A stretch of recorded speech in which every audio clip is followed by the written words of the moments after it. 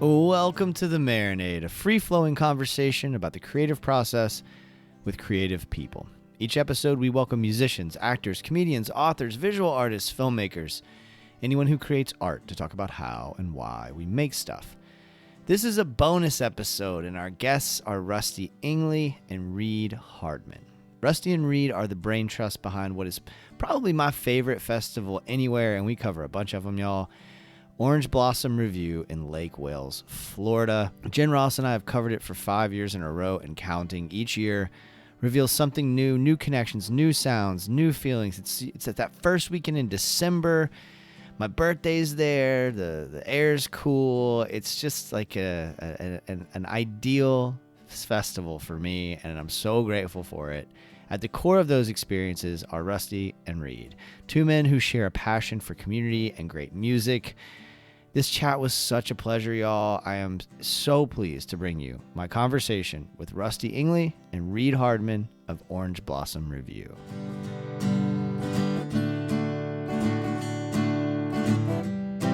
All right, you ready? Yes, sir. All right. Making sure we're on, we're rolling, we sound good. We look good, we sound good. Can you hear me? I can hear you perfectly. Awesome. Rusty, Reid, thank you guys so much for doing this. I want to start by saying thank you so much for this festival. It's meant so much to the Marinade. It's meant so much to both of us. Jenn Ross is here, and this is our 5th year doing this festival. And each year I take something else away. And it's not just I'm having fun, I'm having a good time, I learn about a new artist. There's like a personal discovery that happens. There is a connection that happens. So what you're doing is not just a typical festival, right? It's like there's something special about it. And I wonder how much you feel that and sort of how intentional you guys have been in building that community. It's wild to hear you say that because I'm having like the same thoughts this year. And I think maybe everybody feels a different version of it. Mm-hmm. But yeah, this year has been wild. I think maybe because we've been on site for most of the week. We're a little spent, so the nerves are a little raw. But I definitely feel differently about this year. I talked recently about the opportunities that were in front of us this year, and a lot of them came late. And it's stuff that we couldn't look away from because it accomplished some goals that we were trying for. It just showed up in a different way, and we had no idea that it was going to happen like that. Like going to Thursday, having another stage, like an SL100 real stage, and just the list of that kind of stuff goes on and on. And I'm so proud this year in a way that I haven't been, and because you finally feel like we're getting it, getting it right. That's so interesting, especially as I think about how you've gotten it right so much in the 5 years we've been coming here, right? And so can you take us a little bit more into that? Because that's really interesting to me as someone who is here covering it but also consuming it as a fan. It's always seemed like you've been getting it right. So yeah, it's kind of funny. We always talk about kind of how, each year you have this new idea and you build that, kind of run that algorithm for the first time, and you kind of say to yourself, okay, we can do this, and then you do it again, and then you do it again, and these things that have been new are now just common, and then you take on the new challenge, and it becomes easier to look back on your old challenges and say, how can we improve that? We've done it once.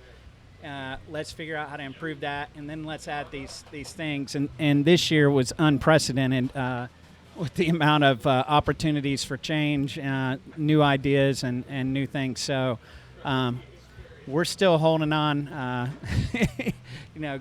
gripping onto this thing and seeing where it takes us. So, did you have any sense that we'd be here with the Drive-By Truckers headlining on Friday night and everything that you're talking about now and the way you're feeling? And clearly you can see it in your faces that you're feeling really good about how things are going, right? Did you have any sense when you started this thing, that any vision sort of for it, or? Ambition's kind of a weird thing, and I may have a different version of it than Rusty has. I think he's able to look a little further down the road in a real way. I was always sort of content to get that year right, and I always see things better, a lot in hindsight. I'm like, okay, well, we're not going to do that again. Oh, here's where we could improve. And so I do better with ideas in smaller batches. Rusty, I think, can see maybe a bigger picture. Some things happen along the way that affect that. We went to Bristol in 21 and 22, Roots Reunion, and that's a festival with a dozen stages or so in a downtown. And I think that changed our way of thinking. When we moved the stage from where it had been for 5 years and moved it down here, we were so, I don't want to say small-minded, but just inexperienced because we only do this festival. We're not festival people, we just do this. Yeah. And so when we saw that, it really opened our eyes. And now I think the ambition is different because of the way we're able to envision where we're going to be a couple years down the road. Rusty touched on these new opportunities. The distance, it feels like, from the idea to making it a reality, that distance is shortening all the time. It used to be years like, well, what if one day we could get the truckers, back to your question. Yeah. That seemed like, well, yeah, sometime in the non-described distant future that's not really attached to a year number, 2025.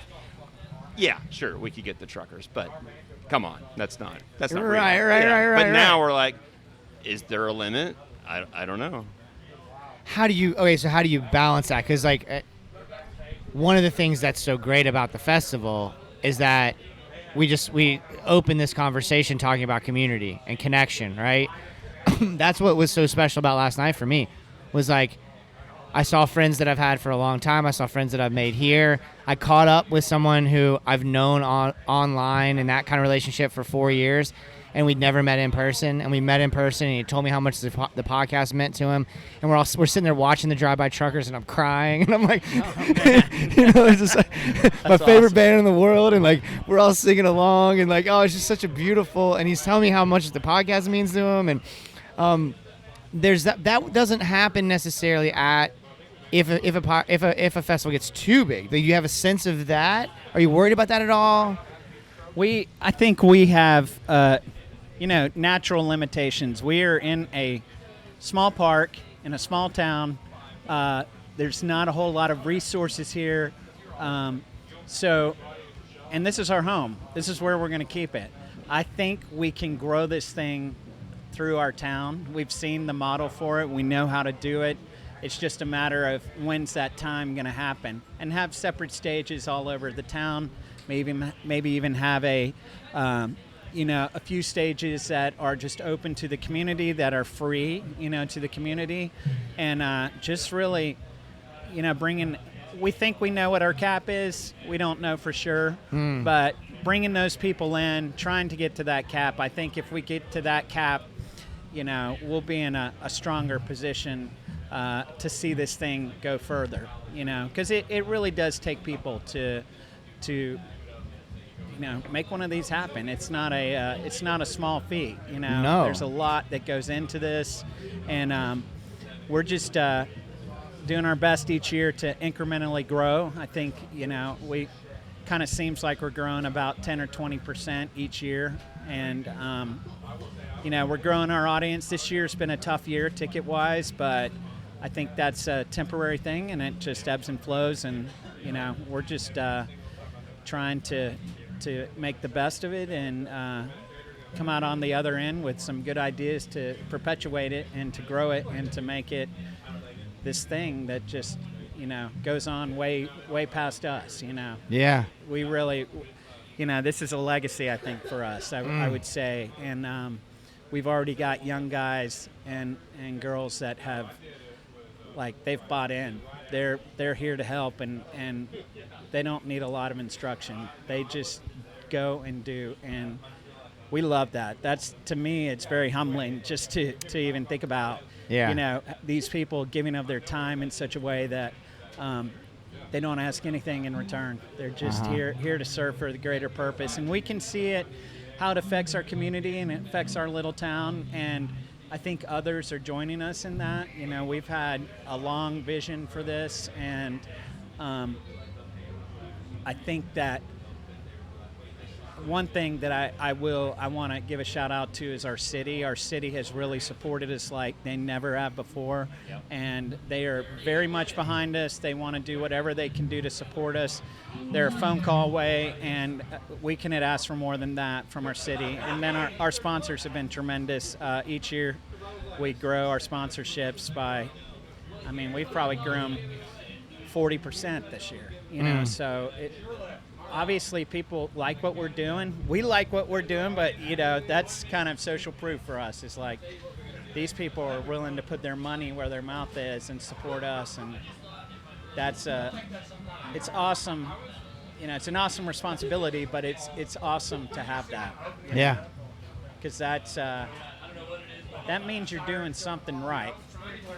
We don't feel like we're doing right all the time, but when you see others come behind you and they show you in different ways, that's kind of probably reward enough for us, that others just believe in it. What is it about, you mentioned that the city government's been supportive.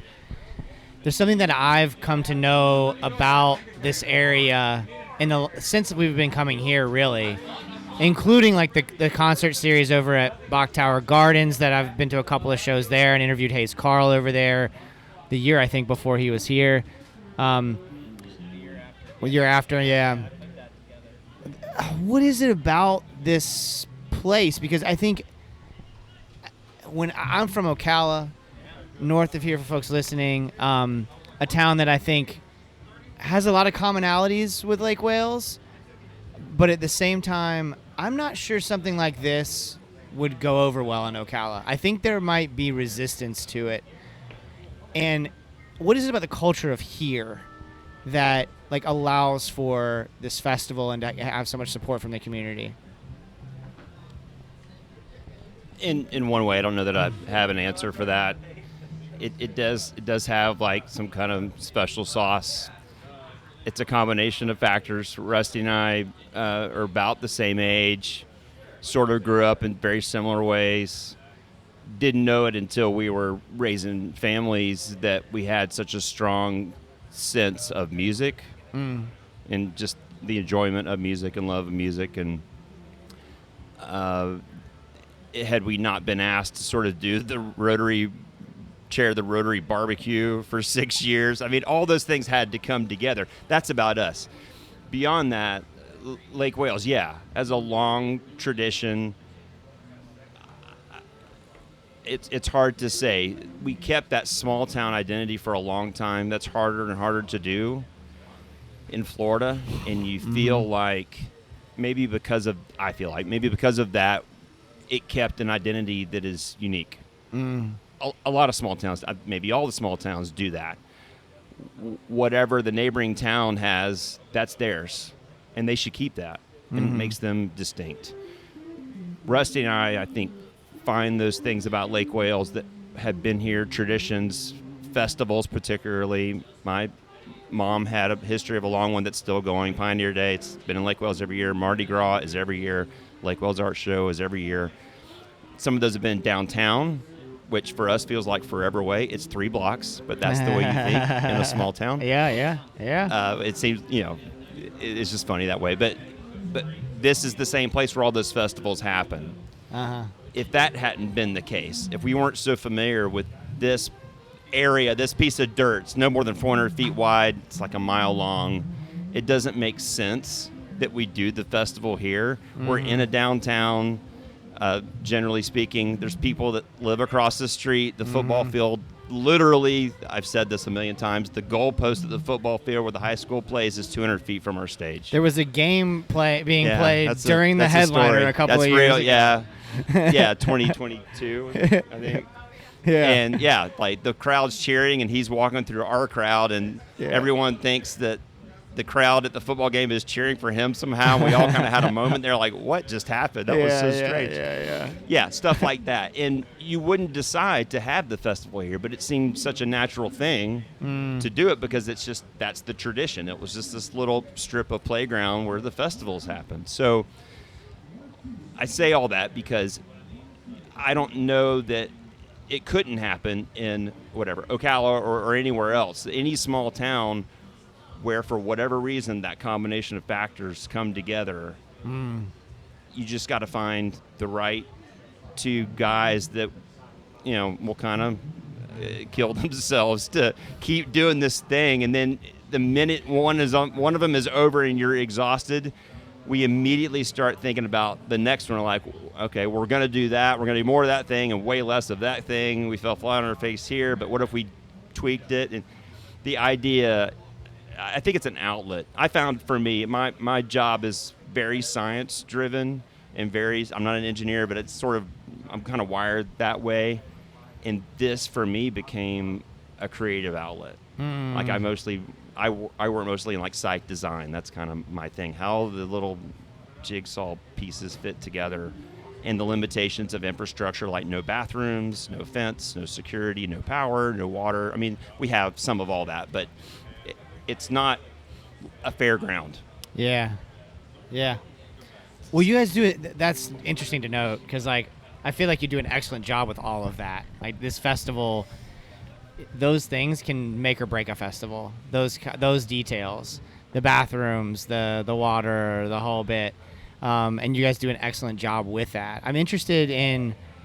We've talked a little bit about, without intending to, some of your individual strengths and kind of like what you bring to the table. What is it about your relationship and your individual strengths that like really make this work? I think the mutual respect we have for each other is the secret sauce.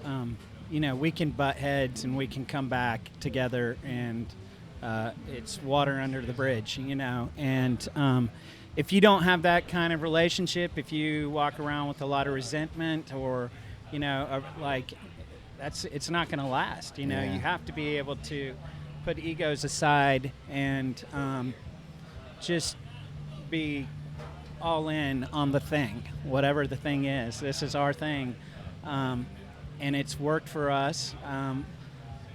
Reid tempers me. I tend to think big picture mostly. He's the one that's putting together like the minute details. Where's this going to go and where's that going to go and all of this. And so, and then we have other different skills that just suit us better for different aspects of the event. I work for a CPA firm, so I'm, you know, in the weeds on the numbers. You know, Reid works for doing environmental consulting, so he's on the grounds and looking at all of the, you know, the topo maps to see where we can put the second stage and that sort of stuff. So we use these basic skills that we have in our own way, and then we kind of overlap on all the other stuff. And we've got people that come alongside us that really just they do, I mean, a world of help. Like, we couldn't do it without the team that we have, Danielle and Lock and Key and Midwood Entertainment and all those folks. We meet with them once a week for the entire year, and we all come together as a team on these 2 days, and everybody functions at a very high level, and we really appreciate that because it makes our jobs a lot easier. Awesome. You know? Well, we got Eddie 9-Volt about to start here on this main stage, so I don't want to take much more of your time, but I got to ask, like, who are the dream headliners that we haven't had yet that, because you got mine already last night, you know, so other than maybe a former member of that band. Yeah, my daughter would like Chapel Roan, but that's not going to happen. So. We're not there yet. Yeah, we can tell you that, but you know, any big Americana name that you know, a household name, I mean, they're definitely on our list. You know, we might have to build up to that, but we're constantly thinking about that. And Reid will bite. No, I won't actually. but I'll say it's funny. A way that Rusty and I sort of temper each other or compliment. He's always like, he's right out there with a big name. I mean, he didn't do it just now, but you know, often we talk about like, we got to go here. And if we go here, we go big or go home. And I am more, I don't know if like it's an underdog attraction I have, but I'm like, I would love nothing more to have like 8 or 10 stages with, you know, a lot of different style bands. I'm a jazz guy. It's where all my music tastes are like all jazz tied up. And so, Porch Fest and a little nook over here, and this band that's maybe up and coming. Not that we're necessarily going to break a new band. Maybe we could. But, I would love just like a pedal steel duo over here or something crazy like that. And I love just the ability. What really one of the things that excites me is yes, headliners are going to sell your tickets, and without them, this isn't going to happen. Yeah. But now we love having the second stage, and we've already bumped into a half dozen people this week. They're like, well, next year, we could do this, and what if we brought that? Hey, they could be a second stage headliner. So it's about the whole festival. Yes, to your point, the headliner is kind of a lot. It's like you got to have that.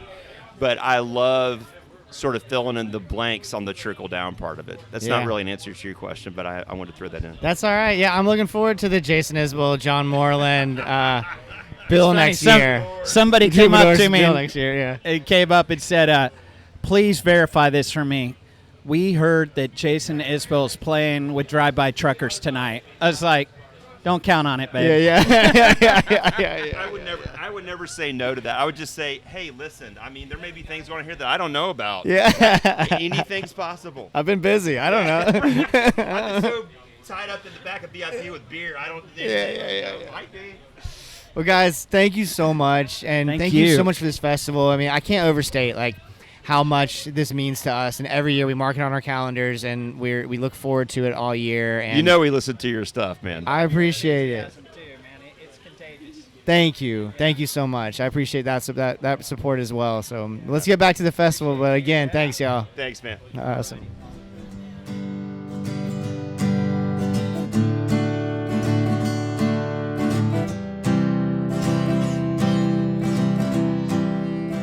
Rusty and Reid, y'all. Thank you so much, gentlemen. OrangeBlossomRevue.com for all things Orange Blossom Revue.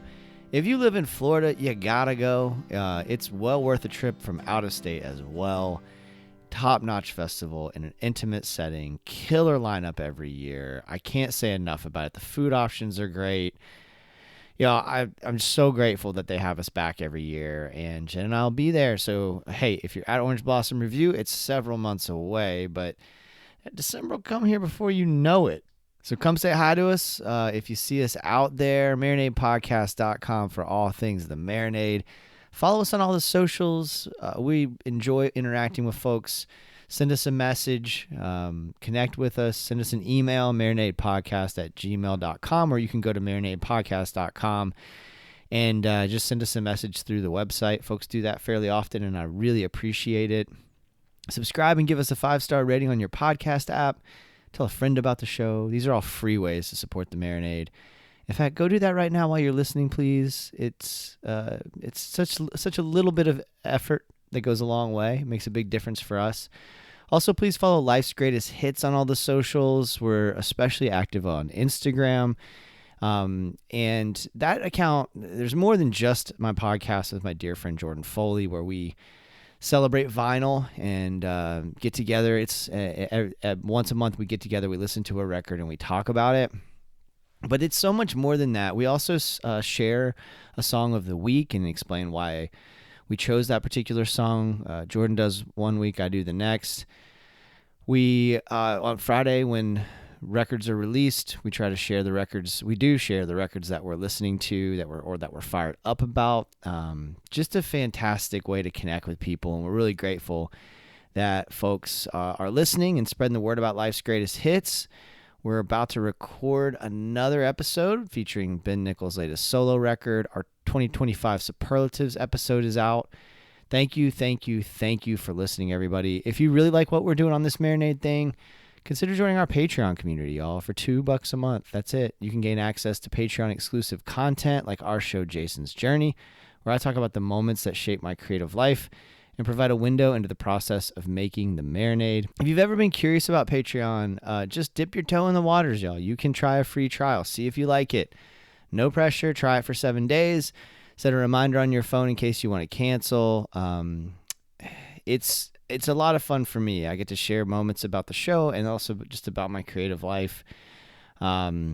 I recently shared about the process of making my debut EP, which is recorded, y'all. It is recorded. It's being mixed. We're going to get it out to y'all pretty soon. My goal is to have it out by the summer at the absolute latest, and it looks like we'll get it out before then. But I want to have it out by the summer so I can do a little tour of the South.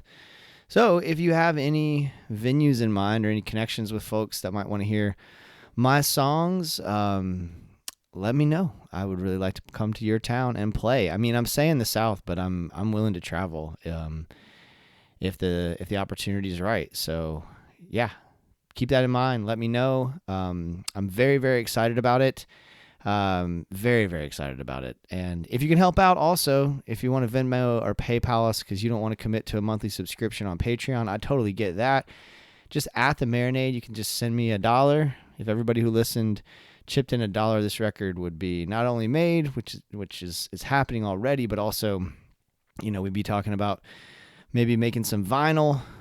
It would help to make some merch. We got some cool merch ideas. So yeah, let me know, y'all. And thank you for everything, everybody. 5 years of covering this festival. Each one has revealed something new. Each one has been special. And we continue to get these opportunities. Until next time, go out and create something. Cheers, y'all.